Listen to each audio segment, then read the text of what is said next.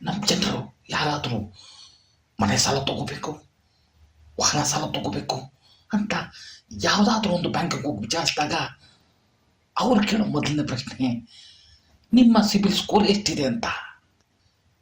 ಬರೀ ಬ್ಯಾಂಕುಗಳು ಮಾತ್ರ ಅಲ್ಲ, housing finance companies, multinational banks, nationalise banks, ಇಲ್ಲಿ ಎಲ್ಲೋದ್ರೂ ಕೇಳೋದು ಒಂದೇ ಪ್ರಶ್ನೆ, ನಿಮ್ಮ ಸಿಬಿಲ್ ಸ್ಕೋರ್ ಎಷ್ಟಿದೆ ಅಂತ. ಹಾಗಾದರೆ ಸಾಲ ತಗೋಬೇಕಾದ್ರೆ ಸಿಬಿಲ್ ಸ್ಕೋರ್ ಅಷ್ಟೊಂದು ಮುಖ್ಯನಾ, ಅಷ್ಟೊಂದು ಇಂಪಾರ್ಟೆಂಟಾ? ಹೌದು, ಸಿಬಿಲ್ ಸ್ಕೋರ್ ಅನ್ನೋ ಸಂಖ್ಯೆ ಬಹಳ ಮುಖ್ಯ. ನಮ್ಮ ಸಾಲದ ಅರ್ಹತೆಯನ್ನು ಸೂಚಿಸುತ್ತೆ.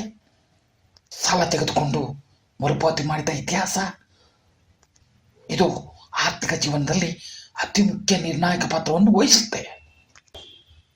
ಈಗ ಕೆಲವು ಉದ್ಯೋಗದಾತರು ಅಂದರೆ ಎಂಪ್ಲಾಯರ್ಸ್, ಅತಿ ಮುಖ್ಯವಾಗಿ ಬ್ಯಾಂಕ್ಗಳು ಮತ್ತು ಇನ್ನಿತರ ಹಣಕಾಸು ಸಂಸ್ಥೆಗಳು ನಿಮ್ಮ ಸಿಬಿಲ್ ಸ್ಕೋರನ್ನು ಪರಿಶೀಲಿಸ್ತಾರೆ.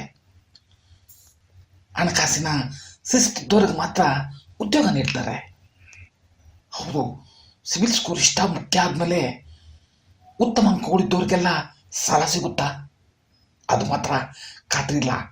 ಯಾಕೆ ಅಂತೀರಾ? ಮುಂದೆ ಹೇಳ್ತೀನಿ ಕೇಳಿ.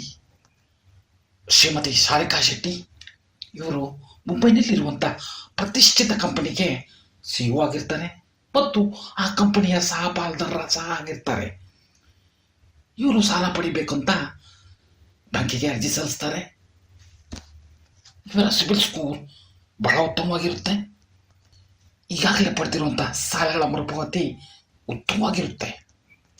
ಸಾಲದ ಮರುಪಾವತಿಯನ್ನು ಸಹ ವಿಳಂಬ ಮಾಡೋದಿಲ್ಲ, ಸಾಲ ಸುಸ್ತಿ ಮಾಡೋದಿಲ್ಲ. ಎಲ್ಲ ರಿಪೇಮೆಂಟ್ಸ್ ಸೂಪರ್ ಆಗಿರುತ್ತೆ, ಸಿಬಿಲ್ ಸ್ಕೋರ್ ಸಹ ಸೂಪರ್ ಆಗಿರುತ್ತೆ. ಆದರೆ ಸಾಲದ ಅರ್ಜಿ ಮಾತ್ರ ತಿರಸ್ಕಾರವಾಗುತ್ತೆ.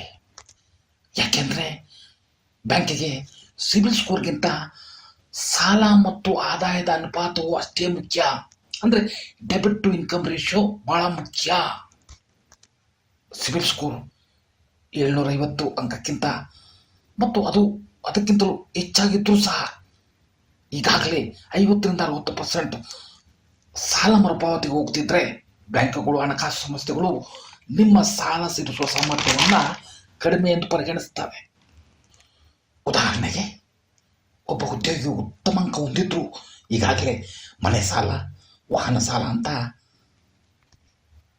ಆದಾಯದ 50-60%ಗಿಂತ ಹೆಚ್ಚು ಆದಾಯ ಸಾಲಕ್ಕೆ ಹೋಗ್ತಿದ್ರೆ ನಿಮ್ಮ ಲೋನ್ ರಿಪೇಮೆಂಟ್ ಕೆಪಾಸಿಟಿ ಕಡಿಮೆ ಇದೆ ಅಂತ ಬ್ಯಾಂಕ್ಗಳು ಅಂದ್ಕೊಳ್ಳುತ್ತೆ.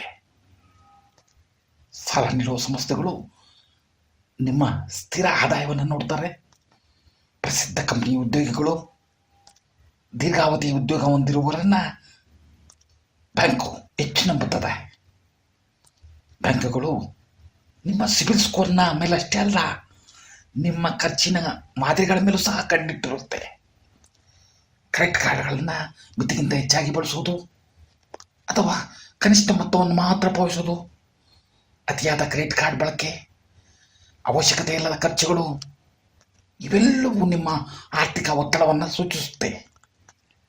ಇನ್ನು ಸ್ವಯಂ ಉದ್ಯೋಗಿಗಳು, ವ್ಯಾಪಾರಸ್ಥರಿಗೆ ಸಹ ಇದೇ ಪದ್ಧತಿಯನ್ನು ಅನುಸರಿಸ್ತಾರೆ.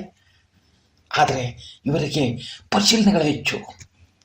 ಇವರಿಗೆ ಇನ್ಕಮ್ ಟ್ಯಾಕ್ಸ್ ರಿಟರ್ನ್ಸ್ ಮತ್ತು ಬ್ಯಾಂಕ್ ಸ್ಟೇಟ್ಮೆಂಟ್ಗಳು, ಇದರ ಜೊತೆ ವ್ಯವಹಾರದ ನಿರಂತರಗಳ ದಾಖಲೆಗಳನ್ನು ಪರಿಶೀಲಿಸ್ತಾರೆ. ಇವರು ನಿಯಮಿತ ಆದಾಯದ ಅರಿವನ್ನು ತೋರಿಸಬೇಕಾಗುತ್ತೆ. ಉದ್ಯೋಗಿಗಳು ಮಾತ್ರ ಸುಲಭವಾಗಿ ಆದಾಯದ ಅರಿವನ್ನು ತೋರಿಸಬಲ್ಲರು. ವ್ಯಾಪಾರಸ್ಥರು ಆದಾಯದ ಸ್ಥಿರತೆಯನ್ನು ಸಾಬೀತುಪಡಿಸಲು ಹೆಚ್ಚಿನ ಪರಿಶೀಲನೆಗೆ ಒಳಗಾಗಬೇಕಾಗುತ್ತೆ.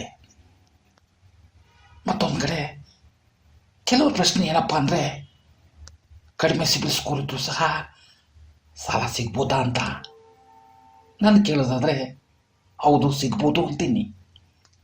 ತಜ್ಞರ ಪ್ರಕಾರ ಫೈನಾನ್ಷಿಯಲ್ ಡಿಸಿಪ್ಲಿನ್ ಅಂದರೆ ಹಣಕಾಸಿನ ಶಿಸ್ತು ಕೆಲವೊಮ್ಮೆ ಸಿಬಿಲ್ ಸ್ಕೋರ್ಗಿಂತ ಹೆಚ್ಚಿನ ಕೆಲಸ ಮಾಡ್ಬೋದು.